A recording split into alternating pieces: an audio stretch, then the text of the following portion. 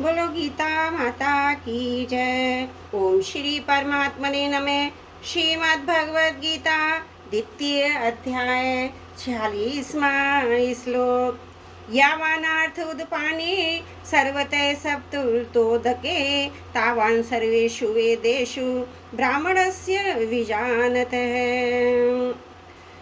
जब सब ओर से परिपूर्ण जलाशय के प्राप्त हो जाने पर छोटे जलाशय में मनुष्य का जितना प्रयोजन रहता है, ब्रह्म को तत्व से जानने वाले ब्राह्मण का समस्त वेदों में उतना ही प्रयोजन रह जाता है। यावानार्थुद पानी सर्वतः सप्तुलुतोदके, जल से सर्वदा परिपूर्ण स्वच्छ निर्मल महान सरोवर के प्राप्त होने पर मनुष्य को छोटे छोटे जलाशयों की कुछ भी आवश्यकता नहीं रहती। कारण कि छोटे से जलाशय में अगर हाथ पैर धोए जाएं तो उसमें मिट्टी घुल जाने से वह जल स्नान के लायक नहीं रहता, और अगर उसमें स्नान किया जाए तो वह जल कपड़े धोने के लायक नहीं रहता। यदि उसमें कपड़े धोए जाएं तो वह जल पीने के लायक नहीं रहता। परंतु महान सरोवर के मिलने पर उसमें सब कुछ करने पर भी उसमें कुछ भी फर्क नहीं पड़ता, अर्थात उसकी स्वच्छता, निर्मलता, पवित्रता वैसी की वैसी ही बनी रहती है। तावंसु सर्वेषु वेदेषु ब्राह्मणस्य विजानतः, ऐसे ही जो महापुरुष परमात्म तत्व को प्राप्त हो गए हैं उनके लिए वेदों में कहे हुए यज्ञ, दान, तप, तीर्थ, व्रत आदि जितने भी पुण्यकारी कार्य हैं उन सबसे उनका कोई मतलब नहीं। वे पुण्यकारी कार्य उनके छोटे बड़े जलाशयों की तरह ही हो जाते हैं। ऐसा ही दृष्टांत आगे भी दिया गया है। ज्ञानी महात्मा समुद्र की तरह गंभीर होता है, उसके सामने कितने ही भोग आ जाएं पर वे उसमें कुछ भी विकृति पैदा नहीं कर सकते। जो परमात्म तत्व को जानने वाला है, वेदों और शास्त्रों के तत्व को भी जानने वाला है, उस महापुरुष को यहाँ ब्राह्मणस्य विजानतः पदों से कहा गया है। तावान कहने का तात्पर्य परमात्म तत्व की प्राप्ति होने पर तीनों गुणों से रहित हो जाता है, वह निर्द्वंद हो जाता है, अर्थात उसमें राग द्वेष आदि नहीं रहते। वह नित्य तत्व में स्थित हो जाता है, वह यो निर्योग क्षेम हो जाता है, अर्थात कोई वस्तु मिल जाए और मिली हुई वस्तु की रक्षा होती रहे ऐसा उसमें भाव भी नहीं होता। वह सदा ही परमात्म प्राण रहता है। परिशिष्ट भाव में देखा जाए सांसारिक भोगों का अंत नहीं है, अनंत ब्रह्मांड है, उसमें उनमें अनंत तरह के भोग हैं, परंतु उनका त्याग कर दे, उनसे असंग हो जाए तो उसका अंत आ जाता है। ऐसे ही कामनाएं भी अनंत होती हैं, परंतु उनका त्याग कर दे, निष्काम हो जाए तो उसका अंत हो जाता है। त्रुटियों के लिए क्षमा प्रार्थी हूँ। 46वां श्लोक समाप्त। 47वां श्लोक। कर्मण्येवाधिकारस्ते मा फलेषु कदाचन मा कर्म फल हेतुर्मा ते संगोत्सव कर्मणि। कर्मण्येवाधिकारस्ते, प्राप्त कर्तव्य कर्म का पालन करने में ही तेरा अधिकार है, इसमें तू स्वतंत्र है। कारण कि मनुष्य कर्म योनि है, मनुष्य के सिवाय दूसरा कोई भी योनि नहीं कर्म करने के लिए नहीं मिलती। पशु पक्षी आदि जंगम और वृक्ष लता आदि स्थावर प्राणी नया कर्म नहीं कर सकते। देवता आदि में नया कर्म करने की सामर्थ्य तो है, पर वे केवल अपने किए गए यज्ञ, दान आदि शुभ कर्मों का फल भोगने के लिए ही हैं। वे भगवान के विधान के अनुसार मनुष्य के लिए कर्म करने की सामग्री दे सकते हैं, पर केवल सुख भोग में ही लिप्त रहने के कारण नया कर्म नहीं कर सकते। नारकीय जीव भी भोग योनि होने के कारण अपने दुष्कर्मों का फल भोगते हैं, नया कर्म नहीं कर सकते। नया कर्म करने में तो केवल मनुष्य का ही अधिकार है। भगवान ने सेवा रूप नया कर्म करके केवल अपना उद्धार करने के लिए ही अंतिम मनुष्य जन्म दिया है। अगर ये कर्मों को अपने लिए करेगा तो बंधन में पड़ जाएगा, अगर कर्मों को ना करके आलस्य प्रमाद में पड़ा रहेगा तो बार बार जन्मता मरता रहेगा। अतः भगवान कहते हैं तेरा केवल सेवा रूप कर्तव्य कर्म करने में ही अधिकार है। कर्मणि एक वचन देने का तात्पर्य है कि मनुष्य के सामने देश काल घटना परिस्थिति आदि को लेकर शास्त्र विहित कर्म तो अलग अलग होंगे, पर एक समय में एक मनुष्य किसी एक कर्म को ही तत्परता पूर्वक कर सकता है। जैसे क्षत्रिय होने के कारण अर्जुन के लिए युद्ध करना, दान देना और कर्तव्य कर्मों का विधान है, पर वर्तमान में युद्ध के समय वह एक ध्रुव कर्तव्य कर्म ही कर सकता है, दान आदि कर्तव्य कर्म नहीं कर सकता। मनुष्य शरीर में दो बातें हैं, पुराने कर्मों का फल भोग तथा नया पुरुषार्थ। दूसरी योनियों में केवल पुराने कर्मों का फल योग है, अर्थात कीट पतंग पशु पक्षी देवता ब्रह्मलोक तक की योनियां भोग योनियां हैं। इसलिए उसके लिए ऐसा करो वैसा करो मत करो ये विधान नहीं है। पशु पक्षी कीट पतंग आदि जो कुछ भी कर्म करते हैं उनका वह कर्म भी फल भोग में है, कारण कि उनके द्वारा किए जाने वाला कर्म उनके प्रारब्ध के अनुसार पहले से ही रचा हुआ है। उनके जीवन में अनुकूल प्रतिकूल परिस्थितियों का जो कुछ भोग होगा वह भोग भी फल भोग में ही है। परंतु मनुष्य शरीर तो केवल नए पुरुषार्थ के लिए ही मिला है, जिससे अपना उद्धार कर ले। इस मनुष्य शरीर में दो विभाग हैं, एक तो इसके सामने पुराने कर्मों के फल रूप में अनुकूल प्रतिकूल परिस्थिति आती है, दूसरा ये नया पुरुषार्थ नए कर्म करता है। नए कर्मों के अनुसार ही इसके भविष्य का निर्माण होता है। इसलिए शास्त्र संत महापुरुषों का विधि निषेध राज्य आदि का शासन केवल मनुष्यों के लिए ही होता है, क्योंकि मनुष्य में पुरुषार्थ की प्रधानता है, नए कर्मों के करने की स्वतंत्रता है, परंतु पिछले कर्मों के फलस्वरूप मिलने वाली अनुकूल प्रतिकूल परिस्थिति को बदलने में वह परतंत्र है। तात्पर्य कि मनुष्य कर्म करने में तो स्वतंत्र और फल प्राप्ति में परतंत्र है, परंतु अनुकूल प्रतिकूल रूप से प्राप्त परिस्थिति का सदुपयोग करके मनुष्य उसको अपने उद्धार की साधन सामग्री बना सकता है, क्योंकि वह मनुष्य शरीर अपने उद्धार के लिए ही मिला है। इसलिए इसमें नया पुरुषार्थ भी उद्धार के लिए है और पुराने कर्मों के फल रूप से प्राप्त परिस्थिति भी उद्धार के लिए ही है। इसमें एक विशेष समझने की बात है कि इस मनुष्य जीवन में प्रारब्ध के अनुसार जो भी शुभ या अशुभ परिस्थिति आती है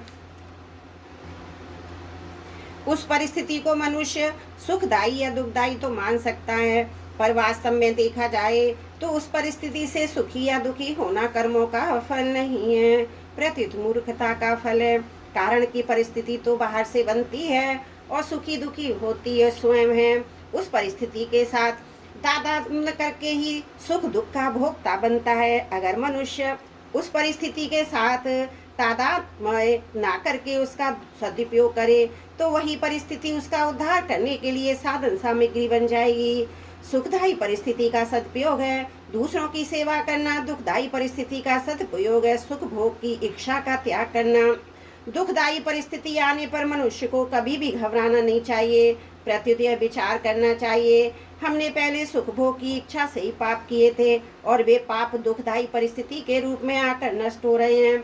इसमें एक लाभ यह है कि उन पापों का प्रायश्चित हो रहा है, हम शुद्ध हो रहे हैं। दूसरा लाभ यह है हमें इस बात की चेतावनी मिलती है कि अब हम सुख भोग के लिए पाप करेंगे तो आगे भी इसी प्रकार दुखदायी परिस्थिति आएगी। इसलिए सुख भोग की इच्छा से अब कोई काम करना ही नहीं, प्रत्युत प्राणी मात्र के हित के लिए ही काम करना है।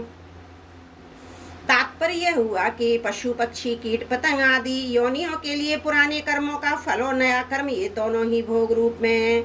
मनुष्य के लिए पुराने कर्मों का फल, नया कर्म पुरुषार्थ ये दोनों ही उद्धार के साधन है। माँ फलेषु कदाचन, फल में तेरा किंचन मात्र भी अधिकार नहीं, अर्थात फल की प्राप्ति में तेरी स्वतंत्रता नहीं, क्योंकि फल का विधान तो मेरे अधीन है। अतः फल की इच्छा न रखकर कर्तव्य कर्म कर। अगर तू फल की इच्छा रखकर कर्म करेगा तो तू बंध जाएगा। फले सक्तो निवद्यते, कारण की फल इच्छा अर्थात भोक्तों पर ही कर्तव्य टिका हुआ है, अर्थात भोक्त तत्व से ही कर्तृत्व आता है। फल इच्छा सर्वदा मिटने से कर्तृत्व मिट जाता है, कर्तृत्व मिटने से मनुष्य कर्म करता हुआ भी नहीं बनता। भाव हुआ कि वास्तव में मनुष्य कर्तव्य में उतना फंसा हुआ नहीं जितना फल इच्छा अर्थात भोक्तत्व में फंसा हुआ है। दूसरी बात, जितने भी कर्म होते हैं वे सभी प्राकृत पदार्थों व्यक्तियों के संगठन से ही होते हैं।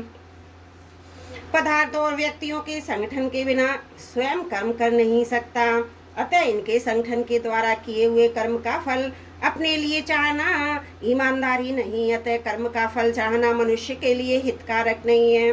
फल में तेरा अधिकार नहीं। इससे ये बात सिद्ध हो जाती है, मनुष्य के साथ संबंध जोड़ने में अर्थात जोड़ने मात्र मनुष्य स्वतंत्र है, सबल है, इसमें वे पराधीन और निर्बल नहीं है। फलेषु पद में बहुवचन देने का तात्पर्य मनुष्य कर्म तो एक करता है, पर उस कर्म के फल अनेक चाहता है। जैसे मैं अमुक कर्म कर रहा हूँ तो इससे मेरे को पूर्ण हो जाए, संसार में मेरी कीर्ति हो जाए, लोग मेरे को अच्छा समझें, मेरा आदर सत्कार करें, मेरे को इतना धन प्राप्त हो जाए, आदि आदि। निष्काम होने के उपाय, कामना पैदा होने से अभाव होता है, कामना की पूर्ति होने से परतंत्रता और पूर्ति न होने से दुख होता है, कामना पूर्ति का सुख लेने से कामना की उत्पत्ति होती है, सकाम भाव पूर्वक नए नए कर्म करने की रुचि बढ़ती जाती है। ऐसा ठीक समझ लेने से निष्कामता स्वतः आ जाती है। दूसरा, कर्म नित्य नहीं है, क्योंकि उसका आरंभ अंत होता है। उन कर्मों का फल भी नित्य नहीं, क्योंकि उनका भी संयोग वियोग होता है, परंतु स्वयं नित्य है। अनित्य कर्मों कर्म फल से नित्य स्वरूप को कोई लाभ नहीं होता। ऐसा ठीक समझ लेने से निष्कामता आ जाती है। निष्काम होने से संसार का संबंध छूट जाता है, परमात्म तत्व की प्राप्ति हो जाती है। कर्मों में निष्काम होने के लिए साधक में तेजी का विवेक भी होना चाहिए, सेवा भाव भी होना चाहिए, क्योंकि इन दोनों के होने से ही कर्मयोग ठीक तरह से आचरण में आएगा, नहीं तो कर्म हो जाएंगे पर योग नहीं होगा।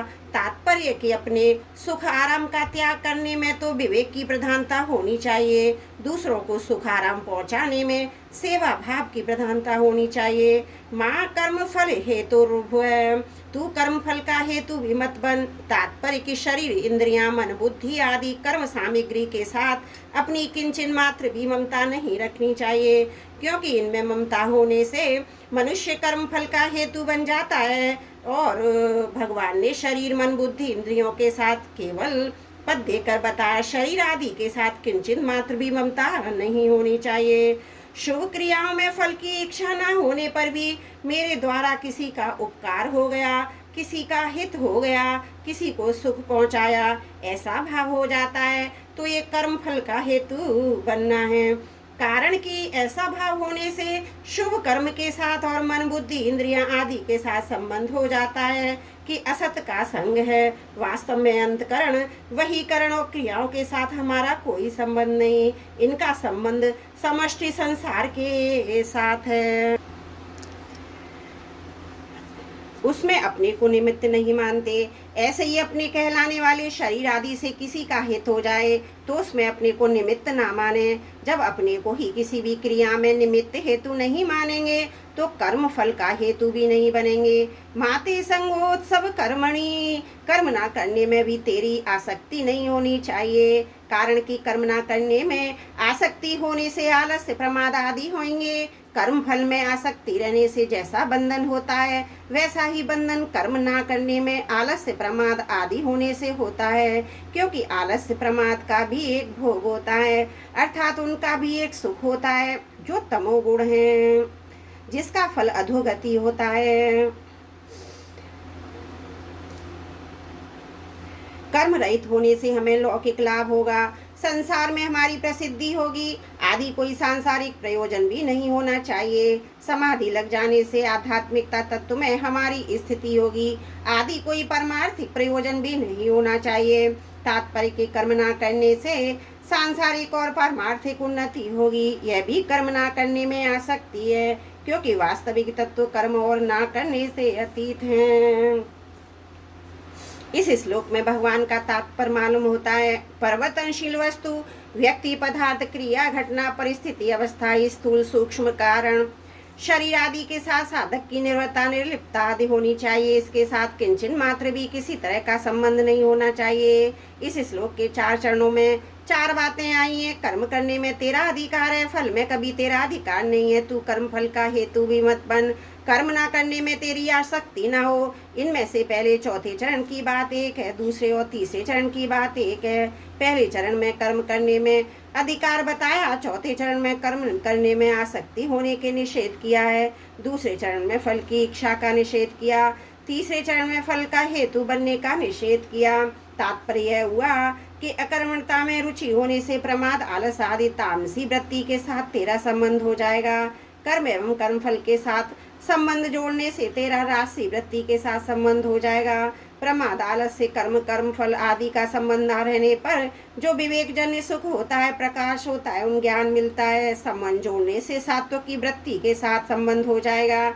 इसके साथ संबंध होना ही जन्म मरण का कारण है। अतः साधक कर्म फल इसके त्याग का सुख, इनमें से किसी के साथ भी अपना संबंध ना जोड़ें, इनमें से राग आसक्ति ना करें। कर्म हुए उनके साथ संबंध न रखना ही कर्म योग है। अपने कर्तव्य के द्वारा दूसरे के अधिकार की रक्षा करना कर्म फल का अर्थात अपने अधिकार का त्याग करना। दूसरे के अधिकार की रक्षा करने से पुराना राग मिट जाता है। अपने अधिकार का त्याग करने से नया राग पैदा नहीं होता। इस प्रकार राग फिटने से और राग पैदा ना होने से कर्मयोगी वीतराग हो जाता है। वीतराग होने पर उसको तत्व ज्ञान हो जाता है। कारण कि तत्व ज्ञान की प्राप्ति में नाशवान असत वस्तुओं का राग ही बाधक है। त्रुटियों के लिए क्षमा चाहती हूँ। 47वां श्लोक समाप्त। वसुदेव सुतं देवं कंस चारुणमर्दनं देवकी परमानंदं कृष्णं वंदे जगद्गुरुम्।